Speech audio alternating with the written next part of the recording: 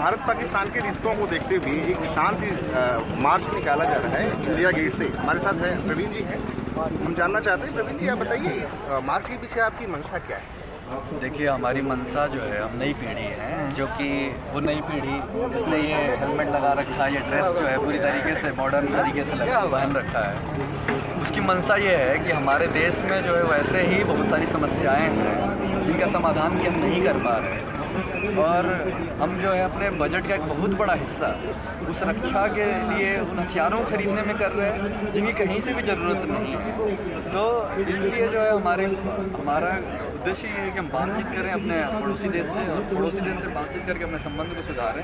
जैसे जहाँ तक आप बातचीत की बात करते हैं, ऐसा नहीं है कि बातचीत नहीं हो रही, बहुत सारी बातचीत हुई प्रधानमंत्रियों के बीच में हुई, राष्ट्राध्यक्षों के बीच में, अभी तक कोई मसला हल बिल्कुल आपने ठीक कहा, अभी तक बातचीत प्रधानमंत्रियों के बीच में हुई है, पीपुल्स टू पीपुल टॉक जो है नहीं हुई है। और ये एक नई पहल है कि जनता चाहती है, आप जो ये फॉर्मेलिटी औपचारिक बातें तो हमेशा हुई हैं और जैसे ही होती हैं अगले दिन जो है, जैसे मोदी जी गए वहाँ पे, अब मैं आपको एक रेफरेंस देता हूँ, मोदी जी गए लाहौर, बहुत अच्छी खबर बनी, पूरी दुनिया में इसकी तारीफ की गई। अगले दिन ही आज तक एक न्यूज़ चल रही है कि ISI के एजेंट हैं, ये लोग पकड़े गए। सवाल ये है कि तुरंत ही जो पैरेलल फोर्सेज हैं इस तरह कटुता फैलाने में एक सेकंड नहीं छोड़ रही हैं।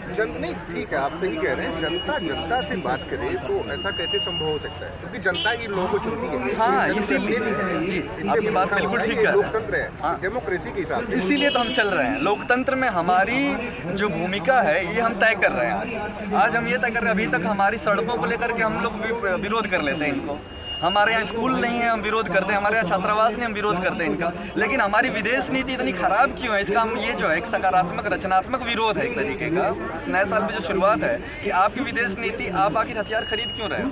हमारे यहाँ अध्यापकों की सैलरी नहीं है, हमारे यहाँ स्कूल में जो है छत नहीं है, हमारे यहाँ जो है बहुत बड़ा देश है, देश के लिहाज तो इतना बड़ा पैसा है। आपने 2 रैलियां इससे पहले और करी, हाँ, उसका रिस्पॉन्स यही है कि ये शुरुआत हो गई है ना, ये शुरुआत है। दो ये तो पता नहीं कितने हजारों साल की मानव सभ्यता है जिसमें कि तमाम महात्मा बुद्ध से लेकर के गांधी तक पैदा हुए, लेकिन गांधी जी के पैदा होते हुए उन्होंने जो शांति का संदेश दिया उसके बाद बंटवारा होता है। सवाल ये नहीं कि 2 बार में क्या हुआ, लेकिन हम चाहते हैं कि 20 साल में क्या हुआ। आखिर वाघा बॉर्डर इसलिए क्योंकि वो हमारे लिए एक बहुत ही लोकप्रिय स्थान है जहाँ पर यहाँ से भी लोग जाते हैं, इस मुल्क के भी लोग जाते हैं, उस मुल्क से भी लोग आते हैं, तो वहाँ से हम अपनी बातों को रखेंगे।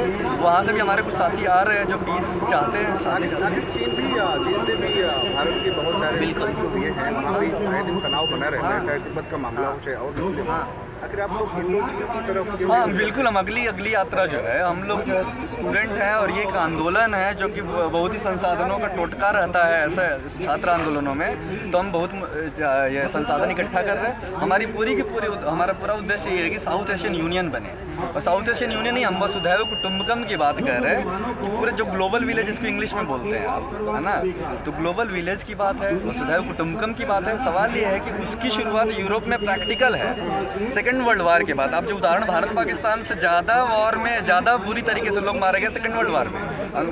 जो गोरे लोग हैं जो संस्कृति का ढिढोरा पीट रहे हैं, उन्होंने सबसे ज़्यादा मारकाट मचाई, उन्होंने जाके हिरोशिमा नागासाकी पे सबसे दुर्दांत काम किया, बम तक पट के, लेकिन आज जो है उसको नकारा जा रहा है। सुरक्षा की लिहाज से देखा जाए तो जरूरी है, ये जरूरी है कि बार बार अगर पड़ोसी, बिल्कुल सुरक्षा पे ही हम बात कर रहे हैं सर, सुरक्षा रहा हो, बिल्कुल धमाके की बिल्कुल उसी सुरक्षा की हम बात कर रहे हैं, उसी सुरक्षा की हम बात कर रहे हैं। जो बम के धमाके से जो लोग अभी तक कितने लोग मरे हैं उसका एक आंकड़ा ले लिया जाए, और कितने लोग जो भूखमरी से मरे हैं, कितने लोग जो है, और तमाम मुश्किल भ्रूण हत्याएं हैं, महिलाएं सड़क पे सुरक्षित नहीं है, और तमाम आप छोटे छोटे अपराध देख लीजिए, छोटे छोटे शहरों का उठा करके किस तरीके का अपराध है, तो उनका आप डेटा इकट्ठा कर लीजिए और देखिए कि क्या है और उसका मॉडल क्या होगा, उसका समाधान क्या होगा। समाधान अभी तक तो हमने किया है, 3 वॉर कर लिए, समाधान नहीं निकला है ना। समाधान बातचीत में ही है, और इसके लिए हमें यूरोप को देखना पड़ेगा, जर्मनी को देखना पड़ेगा खासतौर से। आपने इस आंदोलन के माध्यम से प्रधानमंत्री जी को लिखा या और कोई बात की? जी, हमने जो है प्रधानमंत्री जी जब 2013 में यात्रा शुरू कर दी तो ये माननीय प्रधानमंत्री जी गुजरात के मुख्यमंत्री थे, उन्होंने एक सपोर्ट लेटर दिया हुआ है, हम आपको दिखा भी सकते हैं। हम लोग 9 मुख्यमंत्रियों से भी आई होंगी, इसमें आपको परेशानियाँ आई होंगी किस तरीके? हाँ बिल्कुल, जब हम भारत पाकिस्तान की बात करते हैं तो इसी तरीके के सवाल उठते हैं जैसे आप कह रहे हैं कि क्यों पाकिस्तान, क्यों सवाल यही है। तो इस तरह की बातें एक जो है ना, तो सुरक्षा के लिए ऐसे आप लोग बाहर जा रहे हैं, लड़कियां भी आपके साथ हैं, सुरक्षा के लिए हाँ, ये एक मैसेज है, एक मैसेज है, ये एक बहुत ही प्रोग्रेसिव आंदोलन है। आप देखेंगे फेसबुक पे बॉर्डर्स नहीं है, ये नहीं कि इंडिया के लोग ही इंडिया में फेसबुक ही चलाएंगे। वर्चुअली जो है बॉर्डर्स टूट चुके हैं। ये बता रहा है कि अगले आने वाले 30 साल में बॉर्डर्स नहीं रहेंगे। आने वाली अगली पीढ़ी हमसे भी ज़्यादा तकनीक से समृद्ध होगी, हमसे भी ज़्यादा, हम उनका समझ जो है हमसे ज़्यादा प्रोग्रेसिव होगा, और वो हमारी बात, नफरत की बात को एक दरकिनार कर देगी। वो फेसबुक से हम देख रहे हैं, हमारे दोस्त पाकिस्तान में, हम सोशल मीडिया के थ्रू हैं। कल जो है वो बॉर्डर टूटेगा और ये कमज़ोर होगा, क्योंकि उसकी कहीं से आवश्यकता नहीं है। बॉर्डर से सुरक्षा नहीं है, बॉर्डर टूटेगा ऑब्वियसली अगले 30 साल में। मैं उम्मीद के साथ, तभी है उम्मीद है, तभी तीसरा है, और 30 सालों में हम लोग क्या पता जीवित रहेंगे। प्रयास से बातचीत करने के लिए बहुत बहुत धन्यवाद, शुक्रिया।